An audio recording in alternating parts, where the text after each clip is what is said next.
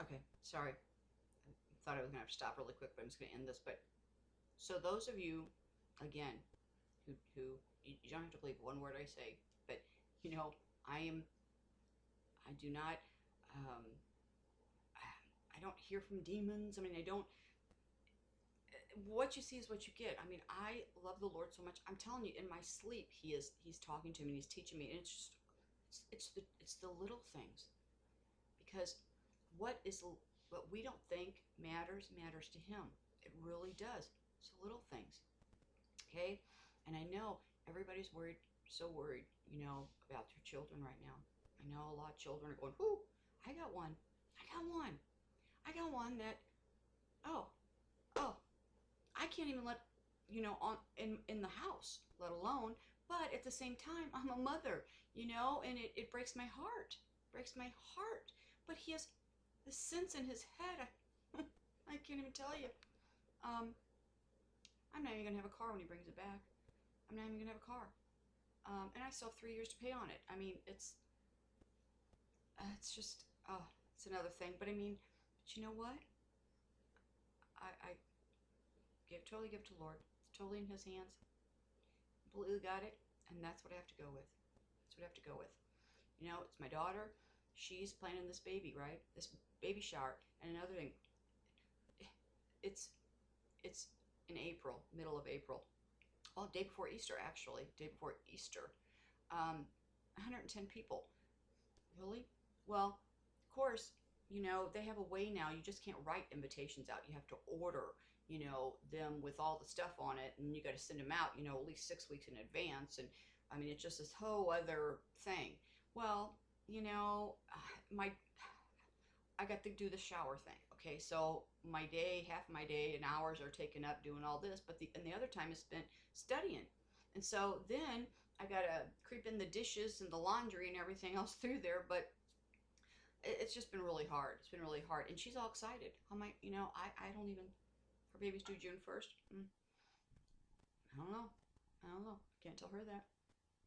Can't tell her that. So I gotta get ready for this beautiful baby, which I'm just so thrilled about. Um, but yeah, and I can't let her have any stress. Can't let her have any stress. But but but I know we're all worried about our kids. And again, look what's been released out there. Okay, look what's been released. You know what I just went through with my son, right? Right. But you know what? He still talks to God every day, all day. He still carries that Bible, and he said he apologized for his psychotic moment. That's what he called it, a psychotic moment. But I know what it was. He knows what it was. And you have to understand. You have to know what it is, okay, and how to fight it, okay? They're all spirits. They're all spirits. You know that they're all spirits, okay? And you have to fight spiritually, okay? Not in the flesh. Because when you fight in the flesh, you're just adding to it, you know? You're adding to it and you're opening more doors. You have to learn to fight the spirit. That's what you have to do. But I will tell you, my son, a couple weeks ago, maybe a week and a half though, he'd come to the door. He still keeps coming though, like 3 or 4 times a week. Tries to get in. I mean, knocks on the door. I got to go to the bathroom. I got to do this. I go, do you not get this? You cannot come in. Your sister, it's your sister's house. Your sister is not letting you in the house. I cannot let you in the house. You know what? He's still 4 or 5 times a week. Knock, knock, knock, knock, knock. Call on the phone. What do you do with that? I told you. It's like I don't even know. But he said to me, and he said, "Did you anoint the doors and the windows?" I go, "Why would you ask me that?" He goes, "Mom, I talk to God too."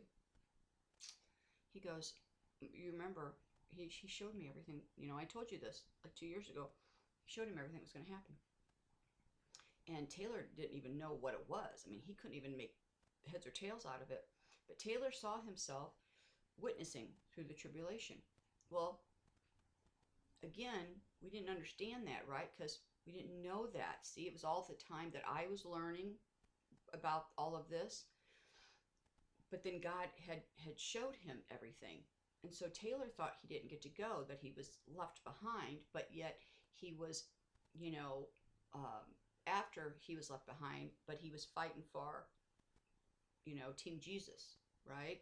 And that he was out there doing, as a warrior of God. but he thought that he didn't get to go. So he still thinks about that. I know it. I know it's just confusing to him. He still thinks about that. Um, but he doesn't. And he's the first one. He said, Mom, things don't happen like everybody thinks. But I hadn't got to that point in my learning yet, so I couldn't understand what he was talking about. And I didn't want to say it wasn't true. I didn't, because I knew what he saw. I experienced that whole thing with him. Okay? So I knew when he could quote old scripture, and knew exactly what it was. I knew. So of course the enemy's going to go after him. You know that. So when I say literally Satan himself is after him, but I know Jesus has him, because I know the promises that were made, and it's a battle for my son's soul. Truly is a battle for my son's soul, but I know who's going to win at the end. Jesus is going to win. So I have to let that play out, because I know how that's going to end. But that doesn't mean that the one isn't after him. But the Lord, I'm telling you, showed him everything. So, but he says, Mom, did you anoint the doors and windows? And I said, why would you say that? And he goes, Mom, I talked to God too. He goes, and you forget, I've seen it. He goes, Mom, I know what's going on. I know it's coming. It's coming soon. I know, Mom. I know it's coming soon. So, and I can always tell on the days when I talk to him, that the Lord has sat him down and said something to him, or given him a dream of what's going on. I can always tell, but he knows something's coming.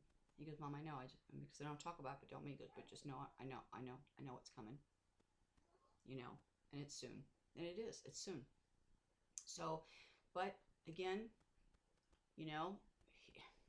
it's when you walk back in those familiar places of your past, and where the enemy knows that he has you, okay, and when you walk back there, back in that whole flesh, you're back right where in the enemy's playground, and so it's a constant battle. It's a constant battle.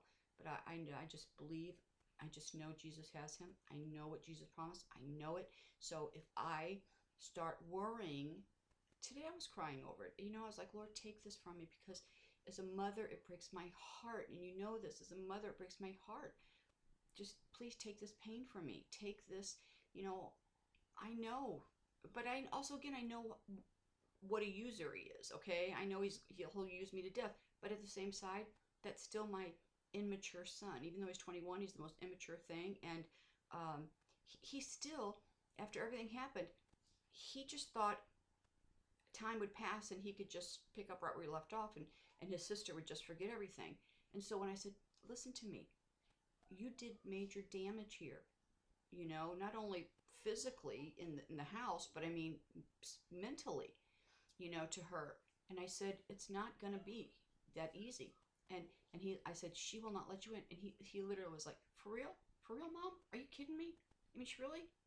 He just thought he was just going to that's why he keeps coming, because he just thinks he's just going to be able to walk in and it's all forgotten, because that's how he is. That's how he is. And he means it. I mean, he really does. But see, it's those moments of the Spirit's on him. And I know, just like I knew that day, I know. But I can tell when he's away from him, those places, and I see God working in him. And he knows it too. But as soon as he starts taking these steps forward, enemy starts calling him. He gets a phone call from somebody. The enemy wants to drag him back into those places. What do? I'll tell you this story. Don't think that the Lord is not going to answer your prayers. Don't think that he doesn't have all this under control, because he does. If you have children that you are worried about and you want to make sure they're home during this time, and you've been praying for that, you've been praying that the Lord pull them out, of wherever they're at or whatever they're doing. Okay, I have a sister-in-law who, devout Christian, went to Christian college, and her husband, and raised these kids Christian. Everything in her life is revolved around God. But her oldest, she has 2 kids, but her oldest daughter like when she was 15, started having problems cutting herself and just doing all that dark stuff to her, okay? And they were right on it. Took her to counseling, psychiatrist, got her on medication. They said she was bipolar, just all this. Well, she was like, as soon as she graduated high school, guess what?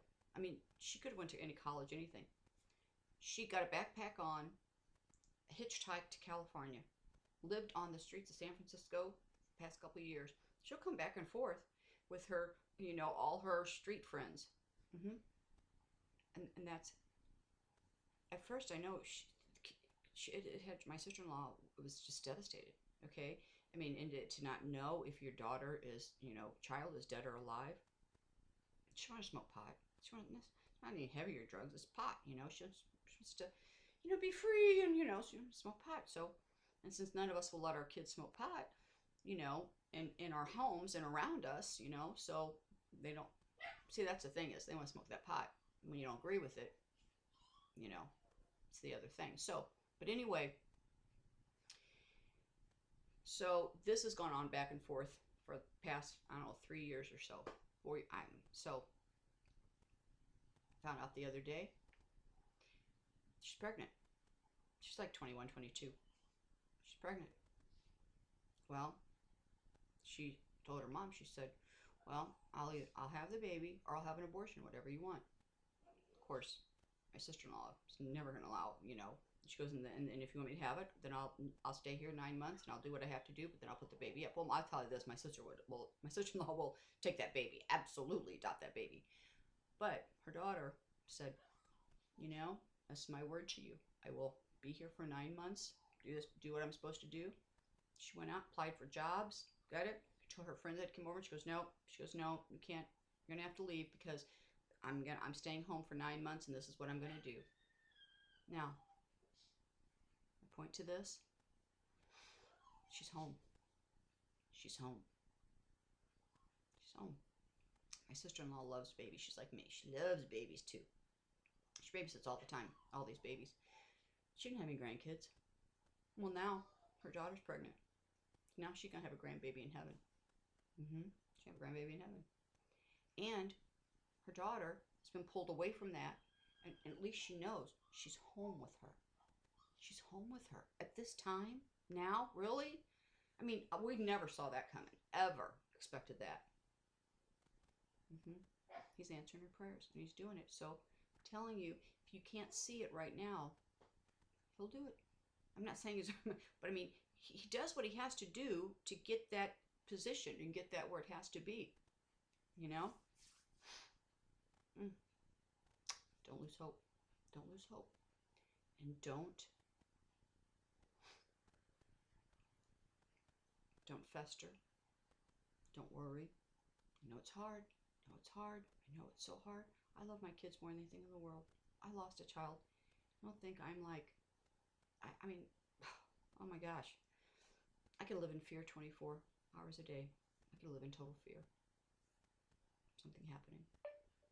But I won't. So don't you either. Okay? I gave my kids to the Lord. He's got them. And you know what? I just got to whistle while I work. Okay? Just got to whistle while I work. See you soon.